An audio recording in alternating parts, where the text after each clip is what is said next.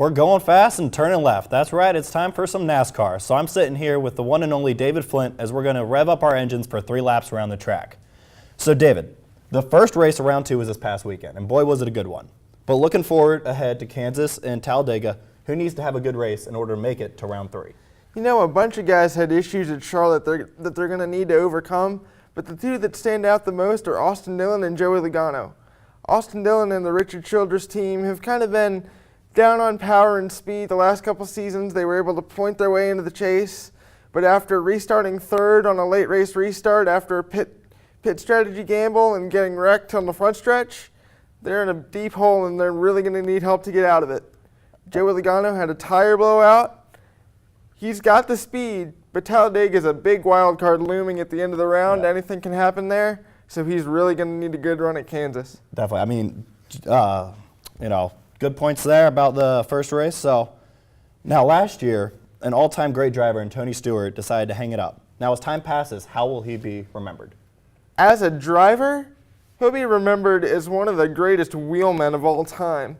I mean, he's the only driver in history to date that has both an Indy Racing League title and a NASCAR title. He has 3 of those.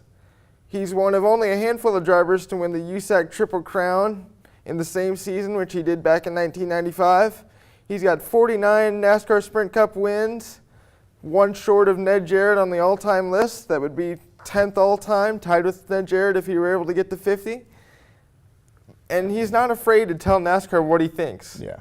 He's been fined before and close to suspended before, but he's not afraid of that. So he's really going to come out and tell you what he's thinking, and he doesn't care about the consequences. I mean, coming from me, Tony Stewart was an icon for NASCAR. So, for me, he'll always be remembered as like the face of NASCAR for when I was growing up. So moving on to another driver, Dale Earnhardt Jr. He's one of the most well-liked guys in NASCAR, but it seems to be getting to the point where he just isn't winning or isn't being competitive. Is he ever going to get back on that level? Well, right now he's out for the rest of this season for concussion-like symptoms, and this isn't even the first concussion that he's had.